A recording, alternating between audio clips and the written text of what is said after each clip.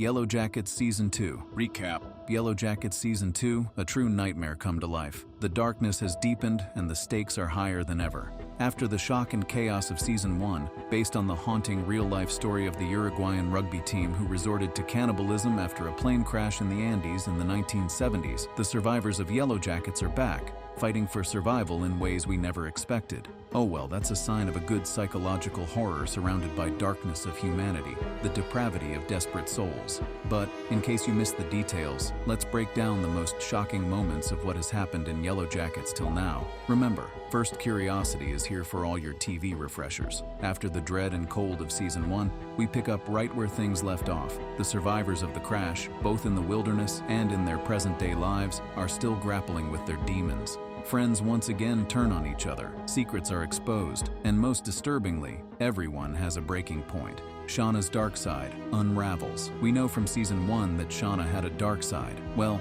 she slept with her best friend Jackie's boyfriend Jeff, hid her pregnancy, then left the poor woman out in the cold to die.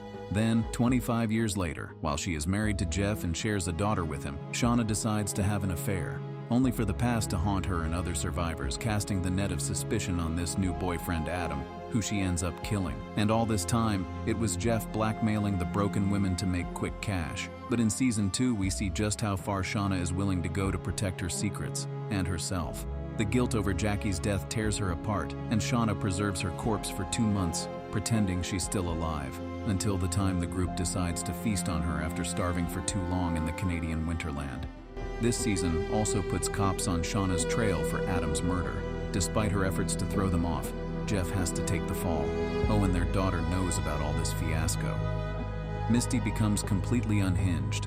We know Misty isn't the unassuming, nice girl. She has a seriously menacing side. After all, she killed everyone's chances at a rescue in 1996 to have her moment of glory as the group's medic. In Season 2, her manipulation game is on fire. If you thought she was just some quirky weirdo, think again. Misty's obsession with controlling everything reaches new heights. After she confides her secret in a friend, she knows things have gone too far. And yes, that stunned girl dies after falling off a cliff as Misty keeps threatening her. Misty then pretends the friend was lost in a snowstorm. She also befriends a millionaire, Walter, in the present time, and attempts to help her so-called friends with him. We all know they are better off without Misty's delusions of grandeur, and this Walter is a total sociopath. Tragedy hits Travis. During Misty's weird shroom fiesta in Season 1, Travis was about to be devoured, but that wasn't the worst part of that night. That fateful separated from his little brother Javi too. In Season 2, we see Travis frantically searching for him with fellow hunter and lover, Natalie. She wants to end his misery and lies to him about Javi's death. However, he mysteriously comes back. While Javi is reluctant to divulge details of his miraculous survival, the coach, Ben Scott, finds the warm cave that kept Javi alive in the treacherous terrain. But hold on, this boy doesn't get to live long. He falls prey in a hunt meant for Natalie. Yeah, things spiral fast this season, so Travis has to hear the girls tell him how Javi saved everyone by dying and offering his body. The catch? They could have actually pulled Javi out of the icy waters. But that knowledge isn't for Travis. Season 2 sees his demise after a drastic turn of events where he tries to make sense of the reckoning that's coming for the survivors. Lottie loses her mind. In Season 1, Lottie gave in to some mystical power and became something of a shaman. However, she couldn't manage the psychological toll of their isolation. After Shauna beats her while grieving her lost baby, Lottie can no longer hear the forest. The burden to guide everyone falls on Natalie. Yes, everything starts to fall apart. In Season 2, Lottie's transformation into the self-proclaimed leader of the group is terrifying. Is she really the chosen one? Or is it just her mental unraveling at play? What's her endgame? And yes, she may be forming a cult-like following, but wait until you see her madness in full bloom. She is encouraging everyone to embrace their primal instincts. Lottie sincerely believes they all brought back some dark entity from that godforsaken place, and a bloody ceremony is the only cure.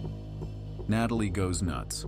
Natalie is probably in the worst shape of the lot. She yearns for Travis, gives into addiction, and doesn't really care where her life is taking her. She tries to kill herself in Season 2, in fact, only to be kidnapped by Lottie's followers at the last moment. Well, it was supposedly for her own good, but being with Lottie is another head-turning game for Natalie and the others, who eventually join the twisted retreat. Taissa Turner takes a turn for the worse. Taissa may have wanted to rebuild her personal life with her wife and son, while pursuing a career in politics, but the past haunts her. She does horrible things while sleepwalking, which breaks up her family. At work too, she can barely hold on. So she meets up with Van and the girls all band up, having a reunion at Lottie's commune. They know all too well that their shared experiences can never leave them alone. The final show, a deadly blow. If you think there has been enough dead bodies, bizarre rituals, and descent into chaos for one season, there's more. The line between survival and psychosis? It's thin, and in Season 2, the divide between civilized and wild blurs in the most chilling ways. What happens when they finally embrace what's lurking inside them? This is exactly what happens when the women get together. They believe a sacrifice is to be made. While the cards choose Shauna, Natalie's life is extinguished due to two unexpected players, and it's Misty's lethal injection that does the deed. In the flashback, we find out that the coach burnt their cabin, believing that the girls had lost their bearings. So they have to fend for themselves in the forest now. There you have it, folks. Season 2 is just the beginning. As we move into Season 3, expect the stakes to get even higher. What's going to happen when the survivors finally return home? Will they be able to escape their trauma, or will the wilderness follow them? There's so much more to unpack, but let us know in the comments. What do you think will happen next? Are the survivors doomed, or is there hope for them to finally break free?